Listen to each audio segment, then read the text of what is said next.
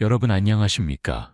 인생은 마치 사계절과 같습니다. 봄에는 씨를 뿌리고 여름에는 땀 흘려 일하며 가을에는 수확을 거두고 겨울에는 따뜻하게 휴식을 취하지요. 60세를 넘어서면 우리는 인생의 가을과 겨울을 맞이하게 됩니다. 이제는 더 이상 무리하게 일할 필요도 없고 남과 경쟁할 필요도 없습니다. 조급함보다 평온함이, 성공보다 건강이 더욱 중요해지는 시기입니다. 하지만 안타깝게도 많은 분들이 노년의 경제적 어려움을 겪고 계십니다. 한국의 노인 빈곤율은 OECD 국가 중 가장 높은 수준입니다. 2023년 통계청 자료에 따르면 65세 이상 노인 중 약 40%가 상대적 빈곤 상태에 있다고 합니다. 평생 열심히 일했는데도 불구하고 왜 이런 일이 벌어지는 걸까요? 그 이유는 젊었을 때부터 이어온 잘못된 소비 습관과 노년기에 맞지 않는 생활 방식 때문입니다. 많은 분들이 말씀하십니다. 나는 평생 검소하게 살았는데 왜 돈이 없지? 퇴직금도 받았고 연금도 나오는데 왜 자꾸 부족하지? 이런 고민을 하시는 분들이 정말 많습니다. 그런데 자세히 살펴보면 작은 구멍으로 물이 새듯이 불필요한 곳에 돈이 조금씩 빠져나가고 있는 경우가 대부분입니다. 오늘 삶의 교훈에서는 60세 이후 가난을 부르는 7가지 소비 습관과 반드시 줄여야 할 5가지에 대해 함께 이야기 나누어 보려 합니다. 오늘의 이야기가 여러분의 행복한 노후를 준비하는데 작은 도움이 되길 바랍니다. 만약 오늘 영상이 유익하셨다면 구독 버튼을 눌러주시고 좋아요와 댓글도 부탁드립니다. 여러분의 관심과 응원이 더 많은 분들에게 좋은 정보를 나누는데 큰 힘이 됩니다. 그럼 이제 본격적으로 시작해 볼까요? 가난을 부르는 7가지 소비 습관. 첫 번째, 체면 소비를 하지 마세요. 여러분, 혹시 이런 경험 있으신가요? 자녀들이나 손주들을 만날 때마다 비싼 선물을 사주고 친구들과 만나면 항상 계산을 도맡아 하시는 분들 말입니다. 내가 나이도 많은데 이 정도는 해줘야지. 친구들 앞에서 쪼잔해 보이면 안 되잖아. 손주들이 좋아하는데 어떻게 안 사주나. 이런 생각들이 바로 체면 소비의 시작입니다.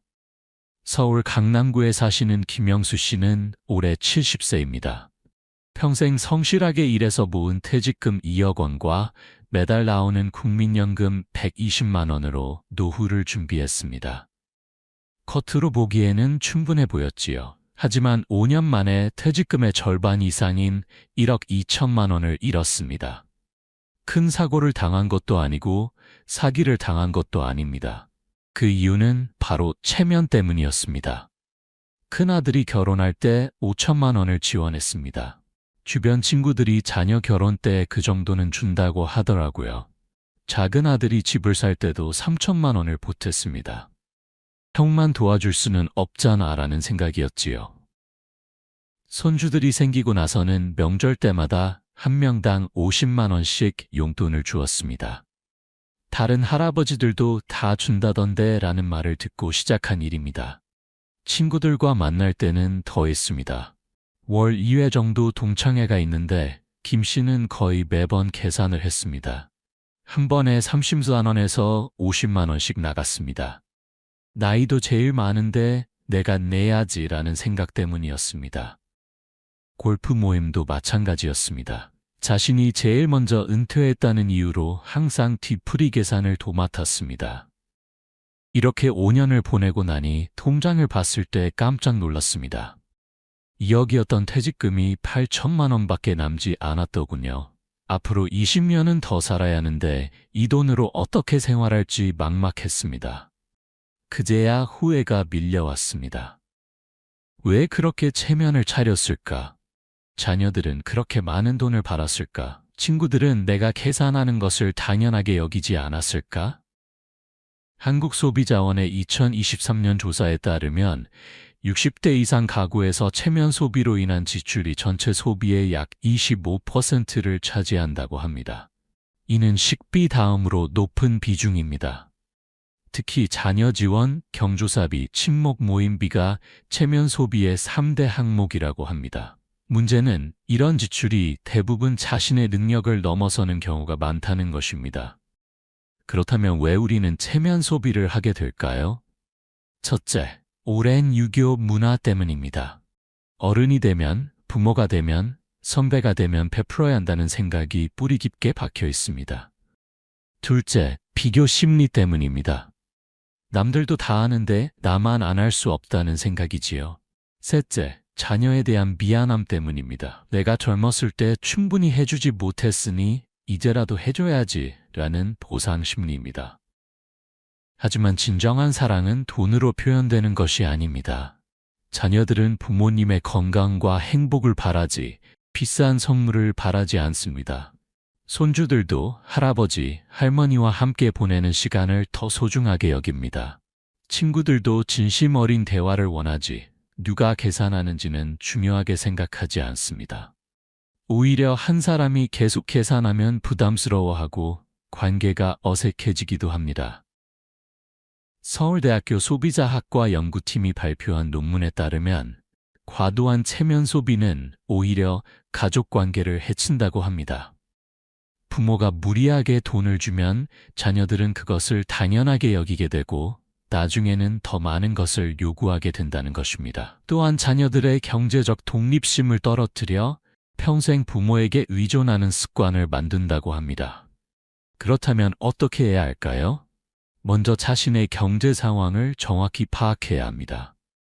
얼마가 있고 매달 얼마가 나오고 앞으로 얼마가 필요한지 계산해 보세요. 그리고 그 범위 안에서만 지출하는 원칙을 세워야 합니다. 선물을 줄 때는 마음을 담되 자신의 형편에 맞게 합리적으로 주는 것이 중요합니다. 5만 원짜리 선물도 진심을 담으면 50만 원짜리보다 훨씬 값질 수 있습니다. 친구들과 만날 때는 각자 계산하거나 돌아가며 내는 것이 오히려 건강한 관계를 유지하는 방법입니다. 처음에는 어색할 수 있지만 솔직하게 이야기하면 친구들도 이해해 줍니다. 나이도 들었고 연금으로 생활하다 보니 예전처럼 못하겠네. 이제부터는 각자 내는 게 어떨까? 이렇게 말하면 됩니다. 진정한 친구라면 오히려 그동안 부담을 줘서 미안했다고 말할 것입니다. 자녀들에게도 솔직해야 합니다. 너희들 도와주고 싶은데 내 노후 자금도 생각해야 하니 이 정도만 도와줄 수 있겠다라고 명확하게 선을 그어야 합니다. 처음에는 서운해할 수도 있지만 시간이 지나면 이해하게 됩니다. 오히려 부모가 스스로를 돌볼 수 있다는 것에 안심하게 됩니다. 여러분, 진정한 품위는 돈으로 만들어지는 것이 아니라 삶의 태도에서 나옵니다. 자신의 형편에 맞게 소비하고 솔직하게 살아가는 것이야말로 지혜로운 어른의 모습 아닐까요? 나이가 들수록 중요한 것은 체면이 아니라 실속입니다. 허세를 부리다가 나중에 자녀들에게 짐이 되는 것보다 스스로를 지킬 수 있는 것이 훨씬 멋진 노년의 모습입니다. 두 번째, 투자라는 이름의 도박을 하지 마세요, 여러분. 혹시 이런 말을 들어보신 적 있으신가요? 어르신, 이 투자는 정말 확실합니다. 원금은 100% 보장되고 매달 5% 수익이 나옵니다. 지금 안 하시면 정말 후회하십니다. 제 고모도 하시는데 벌써 2배로 불렸어요. 믿을 만한 분이 하시는 거니까 걱정 마세요. 이런 달콤한 말에 혹하신 적 있으신가요? 부산 해운대구에 사시는 박철수 씨는 65세의 지인의 소개로 확실한 투자에 3억 원을 넣었습니다. 평생 모은 전 재산이었지요. 40년 동안 성실하게 일해서 모은 돈이었습니다. 그 지인은 교회에서 20년 넘게 알고 지낸 집사님이었습니다. 이런 분이 나를 속이겠어 라는 생각에 큰 의심 없이 투자했습니다. 처음 6개월은 정말 좋았습니다. 약속대로 매달 수익금이 통장에 입금되었습니다. 한 달에 1,500만 원씩 들어왔습니다. 박 씨는 너무 기뻤습니다. 역시 좋은 정보를 알아야 해. 은행에 넣어뒀으면 이자도 얼마 안 나왔을 텐데. 그래서 친구들에게도 소개했고 부인 명의로 대출을 받아 추가로 2억 원을 더 투자했습니다. 이제 매달 2,500만 원씩 들어오니 노후 걱정이 없어 보였습니다. 하지만 1년 후 어느 날 갑자기 그 회사 문이 닫혔습니다. 전화를 해도 받지 않고 찾아가니 사무실은 텅 비어 있었습니다. 그 집사님도 연락이 끊겼습니다. 알고 보니 전형적인 폰지 사기였습니다. 처음에 들어온 사람들에게 나중 사람들의 돈으로 수익을 주고 나중에는 모든 돈을 가지고 사라지는 수법이었지요. 박 씨가 손에 쥔 것은 아무것도 없었습니다. 5억 원이 한순간에 증발했습니다. 70세가 넘은 나이에 다시 일을 시작해야 했고 집도 팔아야 했습니다. 자녀들에게 경제적으로 의지해야 하는 처지가 되었습니다. 평생 자랑스럽던 아버지가 하루아침에 자식들의 짐이 되어버린 것입니다. 박 씨는 말합니다. 욕심이 나를 망쳤어요. 은행 이자가 적다고 불평하면서 높은 수익률에 현혹됐죠. 이제 와서 후회해도 돌이킬 수 없습니다. 금융감독원 통계에 따르면 65세 이상 노인들의 금융사기 피해액이 매년 증가하고 있습니다. 2021년 8천억 원, 2022년 9천억 원, 2023년엔 1조 2천억 원을 넘었다고 합니다. 피해자의 80%는 지인의 소개로 투자를 시작했다고 합니다. 교회 친구, 동창, 이웃, 심지어 가족의 소개로 사기를 당하는 경우가 대부분입니다. 왜 노인들이 이런 사기에 쉽게 당할까요? 첫째, 외로움 때문입니다. 누군가 관심을 보이고 친절하게 대하면 쉽게 마음을 열게 됩니다. 사기꾼들은 이것을 이용합니다. 먼저 친해지고 신뢰를 쌓고 그 다음에 투자를 권유합니다. 둘째, 정보 부족 때문입니다.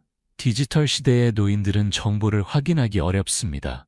인터넷 검색도 어렵고 금융상품도 복잡해서 이해하기 힘듭니다. 셋째, 경제적 불안 때문입니다. 연금만으로는 생활하기 부족하고 의료비는 계속 늘어나고 자녀들에게 짐이 되고 싶지 않으니 돈을 불려야 한다는 강박이 생깁니다. 이런 불안한 심리를 사기꾼들이 파고듭니다. 이것만 하시면 자녀들에게 손 안 벌리고 사실 수 있어요 라는 말에 넘어가는 것입니다. 넷째, 자존심 때문입니다. 나는 평생 사회생활 했는데 이 정도 판단은 할 수 있지. 내가 그렇게 호락호락한 사람이 아니야 라는 생각이 오히려 판단력을 흐리게 합니다. 사기꾼들은 이런 자존심을 이용해서 어르신은 똑똑하시니까 이 좋은 기회를 알아보시는 거죠 라고 추켜 세웁니다. 한국은행 보고서에 따르면 월 수익률 3% 이상을 약속하는 투자 상품의 99%는 사기거나 불법이라고 합니다. 은행 정기예금 금리가 연 3.4%인데 월 3.5%를 준다는 것은 상식적으로 말이 안 됩니다. 그런데도 많은 노인들이 이런 상품에 속아 넘어갑니다. 나이가 들수록 투자는 신중해야 합니다. 왜냐하면 잃은 돈을 다시 벌 시간도 체력도 없기 때문입니다. 30대, 40대는 투자에 실패해도 다시 일해서 회복할 수 있습니다. 하지만 60대, 70대는 불가능합니다. 한번 잃으면 그것으로 끝입니다. 평생 모은 재산이 한순간에 사라지고 남은 인생을 고통 속에서 보내야 합니다. 그렇다면 어떻게 해야 할까요? 첫째, 고수익을 약속하는 투자는 무조건 의심해야 합니다. 세상에 쉽게 돈 버는 방법은 없습니다. 월 3% 이상 수익을 약속하면 사기라고 생각하면 됩니다. 둘째, 지인의 소개라도 믿지 마세요. 그 지인도 속았을 가능성이 큽니다. 아니면 의도적으로 당신을 속이는 것일 수도 있습니다. 셋째, 투자하기 전에 반드시 가족과 상의하세요. 특히 자녀들은 인터넷으로 정보를 찾을 수 있고 사기를 판별할 능력이 있습니다. 자식들한테 무시당할까봐 혼자 결정하지 마세요. 넷째, 금융감독원이나 은행에 확인하세요. 금융감독원 콜센터에 전화하면 그 상품이 합법인지 등록된 회사인지 확인해 줍니다. 60세 이후에는 원금 보장이 되는 안전한 예금이나 국채 위주로 자산을 관리하는 것이 좋습니다. 연 3~4% 수익도 충분합니다. 욕심을 버리고 안전하게 가는 것이 최선입니다. 주식이나 부동산 투자도 신중해야 합니다. 시장을 계속 모니터링해야 하고 스트레스도 많이 받습니다. 노년에는 그런 스트레스 없이 편안하게 사는 것이 더 중요합니다.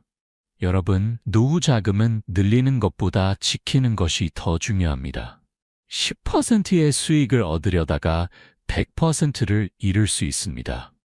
안전하게 지킨 돈이야말로 평온한 노년을 보장하는 가장 확실한 방법입니다.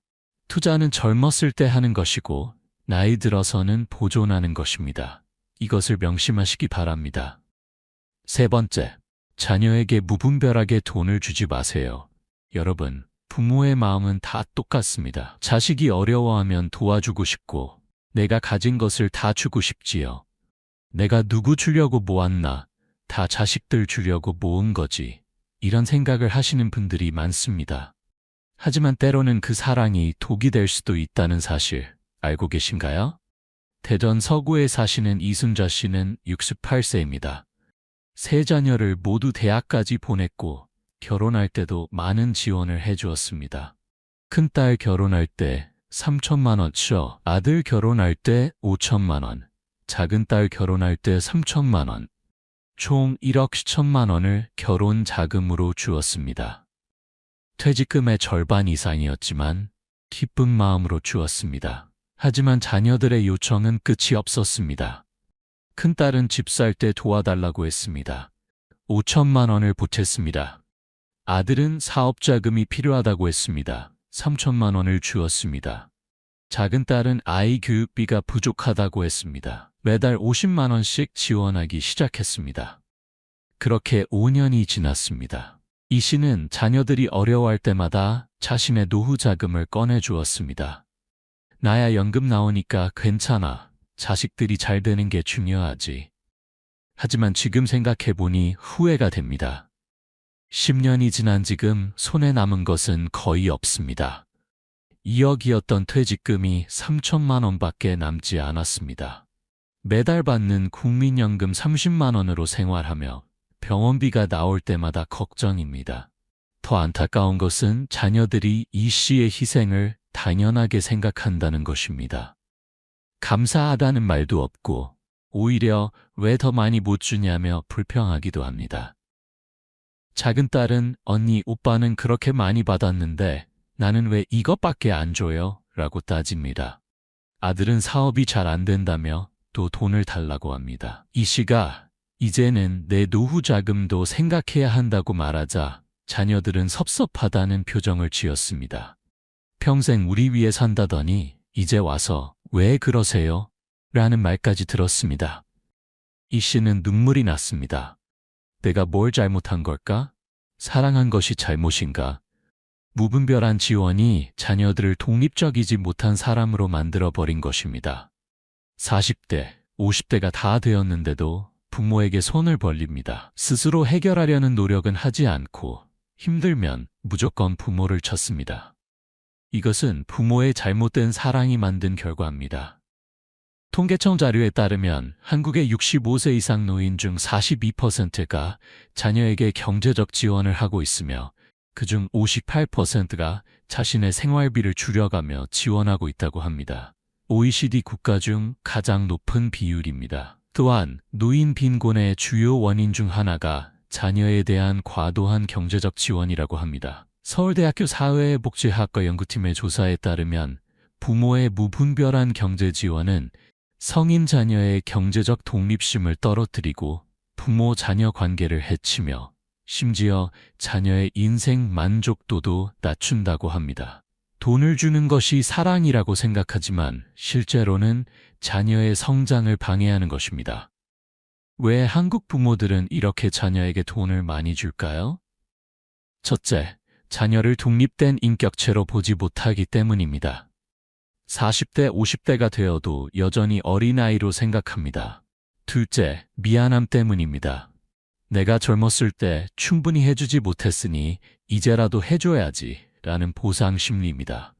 셋째, 노후에 자녀에게 의지하고 싶은 마음 때문입니다. 지금 많이 주면 나중에 나를 잘 돌봐주겠지라는 기대입니다. 하지만 현실은 다릅니다. 자녀에게 많이 준다고 해서 효도를 더 받는 것은 아닙니다. 오히려 관계가 나빠지는 경우가 많습니다. 돈을 주는 것을 중단하면 섭섭해하고 형제자매 간에 누가 더 받았는지 비교하며 싸우기도 합니다. 부모가 늙고 병들었을 때는 서로 떠넘기기 바쁩니다. 그렇다면 어떻게 해야 할까요? 자녀를 사랑하는 것과 무조건 돈을 주는 것은 다릅니다. 진정한 사랑은 자녀가 스스로 설 수 있도록 돕는 것입니다. 도움을 요청받았을 때는 먼저 자신의 노후 자금을 확인하고 줄 수 있는 범위 내에서만 도와야 합니다. 구체적인 방법을 알려드리겠습니다. 첫째, 자신의 노후 자금을 먼저 확보하세요. 최소 20년 이상 생활할 수 있는 돈을 남겨두고 그 이상이 있을 때만 자녀를 도와야 합니다. 예를 들어 한 달 생활비가 150만 원이라면 20년이면 3억 6천만 원이 필요합니다. 이 돈은 절대 건드리면 안 됩니다. 둘째, 도움을 줄 때는 조건을 명확히 하세요. 빌려주는 것인지 주는 것인지 상환 계획은 어떻게 되는지 분명히 해야 합니다. 자식한테 차용증을 받아 라고 생각할 수 있지만 이것이 오히려 관계를 건강하게 만듭니다. 돈 문제를 명확히 해야 나중에 오해와 갈등이 생기지 않습니다. 셋째, 한번 도와줬다고 해서 계속 도와줄 의무는 없습니다. 자녀가 스스로 해결하려는 노력 없이 계속 손을 벌린다면 단호하게 거절해야 합니다. 이번에는 스스로 해결해봐라. 내가 할 수 있어 라고 말하는 것도 사랑입니다. 넷째, 돈 대신 다른 방법으로 도와주세요. 손주를 봐주거나 집안일을 도와주거나 정서적으로 지지해주는 것도 큰 도움입니다. 돈보다 시간과 관심이 더 값진 선물일 수 있습니다. 다섯째, 형제자매 간 공평하게 대하려고 애쓰지 마세요. 각자 상황이 다르고 필요한 것도 다릅니다. 누구에게 얼마를 줬는지 비교하기 시작하면 끝이 없습니다. 정말 필요한 사람에게 필요한 만큼만 주면 됩니다. 여러분, 자녀에게 가장 큰 선물은 돈이 아니라 건강한 부모의 모습입니다. 스스로를 돌볼 수 있는 부모, 자녀에게 짐이 되지 않는 부모, 이것이 진정한 효도입니다.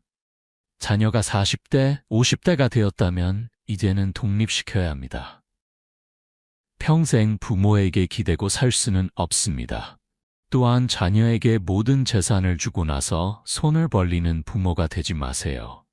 생전에 다 주고 나서 자녀들에게 용돈 달라고 하는 부모만큼 비참한 것이 없습니다. 재산은 돌아가신 후에 상속하는 것이 맞습니다. 살아있는 동안에는 자신이 관리하고 사용해야 합니다. 마지막으로 자녀들에게 이렇게 말하세요. 나는 너희를 사랑한다. 하지만 내 노후도 중요하다. 나는 나를 먼저 챙기고 여유가 있을 때 너희를 돕겠다. 이해다오. 진정으로 부모를 생각하는 자녀라면 반드시 이해할 것입니다.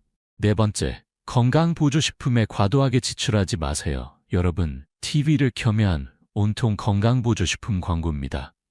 이것만 먹으면 20년은 젊어집니다. 관절이 새 것처럼 좋아집니다. 암도 예방됩니다. 기억력이 돌아옵니다. 정말 그럴까요? 그렇게 좋은 거라면 왜 의사들은 약으로 쓰지 않을까요? 광주 북구에 사시는 최정희 씨는 72세입니다. 5년 전부터 건강에 관심을 가지면서 각종 건강보조식품을 구매하기 시작했습니다. 홍삼, 오메가3, 글루코사민, 루테인, 비타민 D, 칼슘, 유산균, 프로폴리스. 아침마다 한 줌의 알약을 먹습니다. 한 달에 드는 건강보조식품 비용만 60만 원이 넘습니다. 어떻게 이렇게 많이 사게 되었을까요? 처음에는 TV 광고를 보고 홍삼을 샀습니다. 한 달에 15만 원짜리였습니다. 먹고 나니 좀 기운이 나는 것 같았으며 그래서 계속 샀습니다. 그러다 이웃집 할머니가 오메가3가 좋다고 해서 또 샀습니다. 한 달에 10만 원이었습니다. 그렇게 하나씩 늘어나기 시작했습니다. 교회 친구가 글루코사민을 권했고 동창회에서는 루테인이 좋다고 했습니다. TV에서는 비타민 D가 부족하면 골다공증이 온다고 했고 건강 프로그램에서는 유산균이 장 건강에 좋다고 했습니다. 하나하나 다 필요해 보였습니다. 그런데 건강이 좋아졌을까요? 별 차이가 없습니다. 오히려 여러 제품을 함께 먹다 보니 속이 불편할 때가 많습니다. 간 수치도 올라가서 병원에 갔더니 의사가 건강보조식품을 끊으라고 했습니다. 간에 부담을 주고 있어요. 이거 다 필요 없습니다. 라고 했지요. 최 씨는 충격을 받았습니다. 건강해지려고 먹었는데 오히려 해가 되다니. 5년 동안 건강보조식품에 쓴 돈을 계산해 보니 3,600만 원이 넘었습니다. 그 돈이면 맛있는 음식도 먹고 여행도 가고 취미생활도 할 수 있었는데 후회가 밀려왔습니다. 식품의약품안전처에 따르면 건강기능식품의 효과는 일반 식품과 의약품의 중간 정도이며 대부분은 균형 잡힌 식사로 충분히 얻을 수 있는 영양소라고 합니다. 또한 과다 섭취 시 오히려 간이나 신장에 부담을 줄 수 있다고 경고합니다. 특히 여러 제품을 동시에 먹으면 성분이 중복되거나 상호작용을 일으킬 수 있어 위험하다고 합니다. 대한의사협회 조사에 따르면 65세 이상 노인의 68%가 건강보조식품을 복용하고 있으며 평균 3.2가지를 동시에 먹고 있다고 합니다. 한 달 평균 지출액은 38만 원이라고 합니다. 연간 450만 원 이상을 건강보조식품에 쓰는 것입니다. 더욱 심각한 문제는 방문 판매입니다. 외로운 노인들을 대상으로 친절하게 접근해서 수백만 원짜리 제품을 판매하는 경우가 많습니다. 처음에는 건강상담이라며 찾아옵니다. 혈압도 재주고 건강상태도 체크해주고 말벗도 대어줍니다. 외로운 노인들은 이런 관심에 마음을 엽니다. 그리고 나서 어르신, 혈압이 좀 높으시네요. 이대로 두면 뇌졸중 올 수 있어요. 이 제품 드시면 좋아지실 거예요 라고 말합니다. 겁을 주고 해결책을 제시하는 것입니다. 노인들은 건강이 나빠질까봐 두려워서 삽니다. 한번 사면 계속 찾아와서 다른 제품도 권합니다. 소비자원 조사에 따르면 방문 판매로 건강식품을 구매한 노인의 78%가 필요 이상으로 샀다고 답했고 64%가 효과를 느끼지 못했다고 답했습니다. 또한 42%는 환불하고 싶었지만 방법을 몰라서 포기했다고 답했습니다. 그렇다면 어떻게 해야 할까요? 첫째, 건강보조식품을 구매하기 전에 먼저 의사와 상담하세요. 정말 필요한 것인지 복용 중인 약과 충돌은 없는지 확인해야 합니다. 대부분의 경우 의사는 필요 없다고 말할 것입니다. 균형 잡힌 식사만 해도 충분하기 때문입니다. 둘째, 비싼 제품이라고 효과가 좋은 것이 아닙니다. 식약처 인증을 받은 제품 중에서 합리적인 가격의 제품을 선택하면 됩니다. 같은 성분이라도 가격은 천차만별입니다. 브랜드나 광고비 때문에 비싼 것이지 효과가 더 좋은 것이 아닙니다. 셋째, 방문 판매는 절대 사지 마세요. 아무리 친절해도 아무리 효과가 좋다고 해도 사지 마세요. 필요한 것이 있으면 약국이나 마트에서 사면 됩니다. 방문 판매원이 찾아오면 단호하게 거절하세요. 필요 없습니다. 다시는 오지 마세요 라고 말하면 됩니다. 넷째, 한꺼번에 많이 사지 마세요. 1년치 사면 50% 할인이라는 말에 속지 마세요. 먹다가 맞지 않으면 버리게 됩니다. 한 달치씩 사서 먹어보고 정말 효과가 있고 부작용이 없을 때만 계속 구매하세요. 다섯째, 개수를 제한하세요. 많아야 3가지면 충분합니다. 10가지, 20가지씩 먹는 것은 의미가 없습니다. 정말 필요한 것, 의사가 권한 것만 먹으세요. 가장 좋은 건강법은 무엇일까요? 제철 음식을 골고루 먹고 규칙적으로 운동하며 충분히 자는 것입니다. 아침에는 밥, 국, 반찬을 골고루 먹고 점심과 저녁도 채소, 단백질, 탄수화물을 균형 있게 먹으세요. 하루 30분 이상 걷고 밤에는 7시간 이상 주무세요. 이것이 어떤 비싼 건강보조식품보다 효과적입니다. 여러분, 건강은 돈으로 살 수 있는 것이 아니라 매일의 작은 습관으로 만들어지는 것입니다. 건강보조식품에 의존하기보다 건강한 생활 습관을 만드는 것이 진정한 건강의 비결입니다. 60만 원을 건강식품에 쓰느니 그 돈으로 신선한 과일과 채소를 사고 가끔 맛있는 음식을 먹고 여행을 가는 것이 훨씬 건강에 좋습니다. 5번째, 명절과 경조사에 과도한 지출을 하지 마세요. 여러분, 한국 사회에서 명절과 경조사는 정말 부담스러운 일입니다. 특히 노년층에게는 더욱 그렇지요. 체면도 있고 관계도 있고 전통도 있으니 함부로 줄일 수도 없는 노릇입니다. 하지만 이것이 노후 자금을 갉아먹는 주요 원인 중 하나라는 사실 알고 계신가요? 인천 남동구에 사시는 김동철 씨는 69세입니다. 친척이 많고 사회생활도 오래 했기 때문에 경조사가 끊이지 않습니다. 한 달에 평균 5-6건의 경조사가 있습니다. 결혼식, 장례식, 돌잔치, 폐가변, 주말마다 어디론가 가야 합니다. 경조사비는 관계에 따라 다릅니다. 친한 친구나 가까운 친척은 10만 원, 직장 동료나 일반 친척은 5만 원, 잘 모르는 사람도 3만 원은 줘야 한다고 생각합니다. 너무 적게 주면 창피하잖아 라는 생각 때문입니다. 한 달에 경조사비로만 30-40만 원이 나갑니다. 명절은 더 큽니다.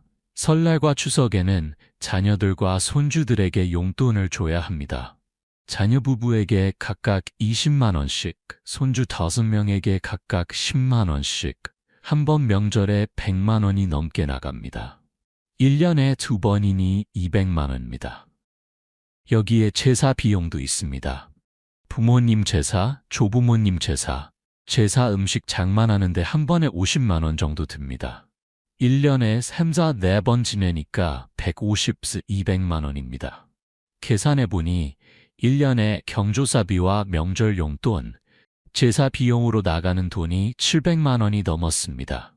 연금이 월 120만 원인데 거의 6개월치 연금을 경조사와 명절에 쓰는 셈입니다. 그러다 보니 정작 자신의 생활비와 의료비는 항상 부족합니다. 김 씨는 고민합니다. 경조사를 안 갈 수도 없고 명절에 용돈을 안 줄 수도 없고 어떻게 해야 하나? 하지만 이대로 가다가는 10년 후에는 완전히 파산할 것 같아 두렵습니다. 한국소비자원 조사에 따르면 60대 이상 가구의 경조사비 지출이 평균 월 18만 원이며 명절 지출은 평균 85만 원이라고 합니다. 연간 약 386만 원을 경조사와 명절에 쓰는 것입니다. 또한 이 금액이 가계에 부담을 준다고 답한 비율이 73%에 달합니다. 왜 한국 사람들은 경조사와 명절에 이렇게 많은 돈을 쓸까요? 첫째, 체면 문화 때문입니다. 적게 주면 인색하다고 생각할까봐 다른 사람들도 다 많이 주는데 나만 적게 줄 수 없어서 이런 생각을 합니다. 둘째, 상호주의 때문입니다. 저 사람이 우리 집 경조사 때 10만 원 줬으니까 나도 10만 원 줘야지 라고 생각합니다. 셋째, 전통과 의무감 때문입니다. 명절에 어른이 용돈 주는 게 당연하지, 제사는 지내야지 이런 생각이 뿌리 깊게 박혀 있습니다. 넷째, 관계 유지 때문입니다. 경조사를 안 가면 사이가 멀어질까봐, 용돈을 안 주면 자녀들이 서운해할까봐 걱정합니다. 하지만 이런 지출은 대부분 자신의 능력을 넘어서는 경우가 많습니다. 노후 자금을 써가면서까지 경조사비를 주고 생활비를 줄여가면서 명절 용돈을 주는 것은 잘못된 것입니다. 그렇다면 어떻게 해야 할까요? 먼저 자신의 경제 상황을 정확히 파악하고 경조사비의 기준을 정해야 합니다. 가까운 친척과 친구는 5만 원, 일반적인 관계는 3만 원, 잘 모르는 사람은 가지 않거나 축전으로 대체하는 것입니다. 10만 원은 줘야 한다는 생각을 버려야 합니다. 둘째, 경조사를 선택적으로 참석해야 합니다. 모든 경조사에 다 갈 필요는 없습니다. 정말 가까운 사람, 꼭 가야 하는 경조사만 가세요. 연락도 거의 안 하던 사람의 경조사까지 갈 필요는 없습니다. 나이도 들었고 몸도 불편해서라고 하면 이해해 줍니다. 셋째, 명절 용돈도 조정해야 합니다. 자녀가 성인이 되었다면 용돈을 줄 필요가 없습니다. 자녀들도 이제 돈을 법니다. 오히려 자녀들이 부모에게 용돈을 드려야 하는 나이입니다. 손주들에게도 과도한 용돈보다는 함께 시간을 보내는 것이 더 좋은 선물입니다. 5만 원이면 충분합니다. 넷째, 제사도 간소화해야 합니다. 음식을 많이 장만할 필요 없습니다. 몇 가지만 정성스럽게 준비하면 됩니다. 요즘은 간편 제수용품도 많이 나옵니다. 굳이 직접 다 만들 필요 없습니다. 제사는 형식보다 마음이 중요합니다. 다섯째, 자녀들과 솔직하게 대화하세요. 이제 나이도 들고 연금으로 생활하다 보니 예전처럼 못하겠다. 명절 용돈은 줄이거나 안 주겠다라고 말하세요. 처음에는 서운해할 수 있지만 부모의 경제 상황을 이해하면 받아들입니다. 여섯째, 경조사비 예산을 정하세요. 한 달에 20만 원, 1년에 200만 원 이렇게 한도를 정하고 그 안에서만 지출하세요. 예산을 초과하면 다음 달로 미루거나 포기해야 합니다. 관계는 돈으로 유지되는 것이 아닙니다. 진심 어린 마음 한마디, 따뜻한 위로 한마디가 때로는 큰 돈보다 더 값진 선물이 될 수 있습니다. 경조사에 가지 못했다면 전화라도 하세요. 축하한다. 힘내라는 말 한마디면 충분합니다. 여러분, 체면보다 중요한 것은 자신의 생활입니다. 합리적인 범위 내에서 마음을 전하는 것, 그것이 현명한 어른의 자세입니다. 노후 자금을 써가면서까지 경조사비를 주는 것은 어리석은 일입니다. 자신을 먼저 챙기고 여유가 있을 때 남을 돕는 것이 순서입니다. 여섯 번째, 새로운 사업이나 창업에 도전하지 마세요. 여러분, 혹시 은퇴 후에 이제부터 내가 하고 싶던 일을 해볼까? 평생 월급쟁이로 살았으니 이제 사장 한번 돼볼까? 라는 생각을 해보신 적 있으신가요? 그 마음은 충분히 이해합니다. 하지만 노년의 창업은 신중해야 합니다. 아니, 솔직히 말하면 하지 않는 것이 좋습니다. 수원 영통구에 사시는 정민호 씨는 62세의 직장에서 은퇴했습니다. 대기업에서 30년 넘게 일했고 퇴직금 2억 원을 받았습니다. 연금도 월 150만 원씩 나옵니다. 충분히 안정적인 노후였습니다. 하지만 정 씨는 평생 좋아했던 커피로 카페를 차리기로 결심했습니다. 은퇴하면 커피숍 한번 해보고 싶었어. 여유롭게 커피 내리면서 손님들과 이야기 나누고 얼마나 좋아 라고 생각했습니다. 위치도 좋아 보였고 인테리어에도 신경을 많이 썼습니다. 퇴직금 중 1억 5천만 원을 투자했습니다. 하지만 현실은 달랐습니다. 주변에 카페가 너무 많았고 경쟁이 치열했습니다. 프랜차이즈 카페는 가격도 싸고 맛도 일정한데 정 씨의 카페는 경쟁력이 없었습니다. 젊은 사장님들의 감각을 따라갈 수 없었습니다. SNS 마케팅도 어렵고 트렌드도 모르겠고 더 큰 문제는 체력이었습니다. 하루 종일 서 있으니 허리와 다리가 아팠습니다. 아침 7시에 가게를 열고 밤 10시에 닫으니 하루 15시간을 일해야 했습니다. 저녁에는 너무 피곤해서 아무것도 할 수 없었습니다. 이런 게 여유로운 노후인가 싶었습니다. 매출도 기대에 못 미쳤습니다. 한 달 매출이 600만 원 정도인데 임대료 200만 원, 재료비 150만 원, 인건비 100만 원, 공과금 50만 원, 순이익은 거의 없었습니다. 오히려 적자였습니다.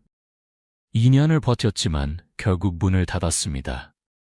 퇴직금 1억 5천만 원은 모두 사라졌고 빚만 4천만 원 남았습니다. 가게 철수이